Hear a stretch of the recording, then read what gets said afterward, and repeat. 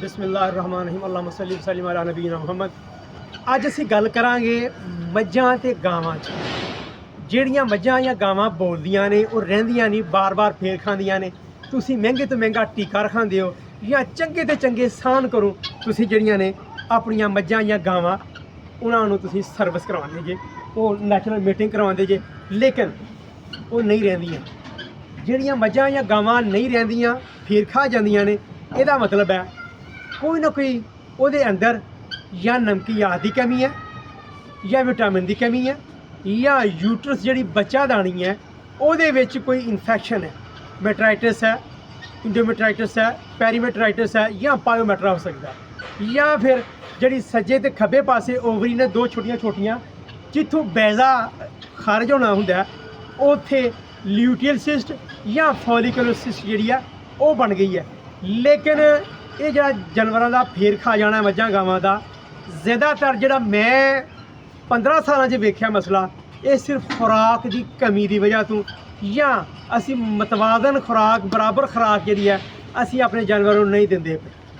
ਉਹਦੀ ਜਿਹੜੀ ਰੂਮਨ ਹੈ ਉਹ ਜਿਹੜੀ ਹੈ ਉਹਦੀ pH ਜਿਹੜੀ ਹੈ ਉਹ ਤੇਜ਼ਾਬੀਅਤ ਹੋ ਜਾਂਦੀ ਹੈ, ਜਿਹਨੂੰ ਕਹਿੰਦੇ ਆ ਲੈਕਟਿਕ ਐਸਿਡੋਸਿਸ ਦਾ ਮਸਲਾ ਜਿਹੜਾ ਹੁੰਦਾ ਉਹ ਤਾਂ ਵੀ 6.8 ਤੋਂ ਲੈ ਕੇ 7 ਦੇ ਦਰਮਿਆਨ ਜਿਹੜਾ ਹੈ ਨਾ ਇਹ ਉਜਰੀ ਦੀ pH ਹੋਣੀ ਬਹੁਤ ਜ਼ਰੂਰੀ ਹੈ।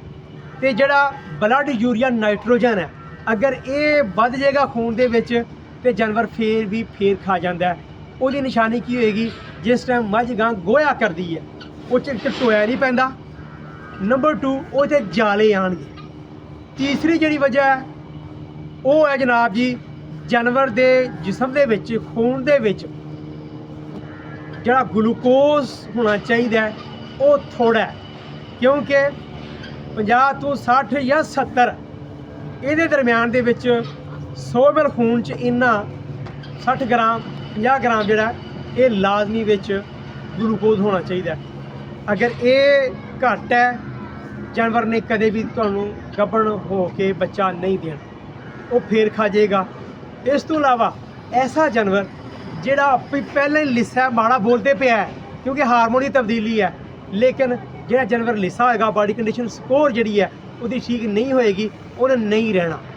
ਇਸ ਤੋਂ ਇਲਾਵਾ ਐਸੇ ਜਾਨਵਰ ਜਿਨ੍ਹਾਂ ਦੇ ਵਿੱਚ ਜਿਹੜੇ ਇਸ ਤਰ੍ਹਾਂ ਪੱਠੇ ਪਾਉਂਦੇ ਆ ਤੇ ਪੱਠਿਆਂ ਦੇ ਵਿੱਚ ਕੋਈ ਉੱਲੀ ਆਂਦੀ ਪਈ ਹੈ, ਫੰਗਸ, ਉਹ ਪੱਠੇ 'ਚ ਧੂੜੀ 'ਚ ਆ ਸਕਦੀ ਹੈ ਉੱਲੀ, ਤੁਸੀਂ ਪੱਠੇ ਪਾਉਂਦੇ ਪਏ ਉਹਨਾਂ 'ਚ ਆ ਸਕਦੀ ਹੈ, ਜਾਂ ਜਿੱਥੋਂ ਜਾਨਵਰ ਪਾਣੀ ਪੀਂਦੇ ਪਏ ਨੇ ਉਹ ਹੌਜ਼ ਜਿਹੜਾ ਉਹਦੇ ਵਿੱਚ ਉੱਲੀ ਲੱਗੀ ਹੈ, ਜਾਲੇ ਲੱਗੇ ਦੇ ਨੇ ਤੇ ਉਹੀ ਜਾਨਵਰ ਜਿਹੜਾ ਪਾਣੀ ਪੀਂਦਾ ਪਿਆ। ਤੇ ਜੇ ਉੱਲੀ ਵਾਲੇ ਪੱਠੇ ਜਾਂ ਖੁਰਾਕ ਜਾਂ ਪਾਣੀ ਜਾਨਵਰ ਪੀਏਗਾ, ਆਏ ਦਿਨ ਤੁਸੀਂ ਵੇਖੋਗੇ ਜਾਂ ਉਹਦਾ ਥਣ ਦਾ ਮਸਲਾ ਰਹੇਗਾ, ਥਣ ਸੁੱਜ ਜਾਏਗਾ, ਥਣ 'ਚ ਛਿੜੀਆਂ ਆਉਣਗੀਆਂ, ਥਣ 'ਚ ਕੱਕਾ ਪਾਣੀ ਆਏਗਾ। ਤੇ ਜੇ ਹਵਾਨੇ ਦੀ ਸੋਜ਼ਸ਼ ਹੈ ਜਾਨਵਰ ਦੇ ਵਿੱਚ ਤੇ ਉਹਦਾ ਮਤਲਬ ਕੀ ਹੋਇਆ? ਇਹਦੇ ਵਿੱਚ ਬਲੱਡ ਯੂਰੀਆ ਨਾਈਟ੍ਰੋਜਨ ਬਹੁਤੀ ਹੋ ਗਈ ਹੈ, ਫਿਰ ਯੂਟਰਸ ਜਿਹੜੀ ਆ ਬੱਚਾਦਾਨੀ ਵੀ ਉਹਦੀ ਠੀਕ ਨਹੀਂ।